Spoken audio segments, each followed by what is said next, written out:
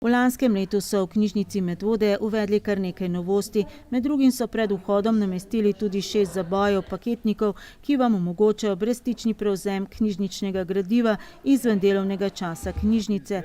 Vse gradivo, kar 90 tisoč enot, pa so lansko leto opremili s posebnimi RFDI nalepkami. Kode, ki omogočajo potem bistveno več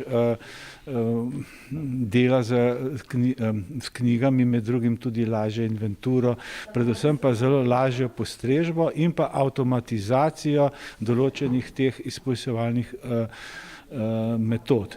Mi smo šli v ta projekt zato, ker nam primanjkuje časa za druge aktivnosti, ki smo jih po zakonu dolžni izvajati v knjižnici, torej ni to samo izposoja, so še bibliopedagoške dejavnosti, potem izobraževanje in tako naprej. Gre za sistem, ki med drugim uporabnikom omogoča, da si lahko na knjigomatu kar sami izposodijo knjige, jih podaljšajo ali preverijo stanje na izkaznici. Celoten postopek je povsem preprost, saj te knjigomat kar sam vodi skozi celoten postopek. Po trenutnih podatkih se ga poslužuje že okoli 15% uporabnikov. Po poizkusni dobi sistema bo možno prek knjigomata tudi vračati izposojene knjige. Knjižničarjem pa nov sistem olajša delo in skrajša postopek tako izposoje kot tudi vračila knjig, saj obdela do 8 knjig naenkrat in preprečuje morebitne poklicne bolezni za voljo stalno ponavljajočih gibov iz preteklosti. Novemu sistemu dela so v knjižnici prilagodili tudi knjižni pult.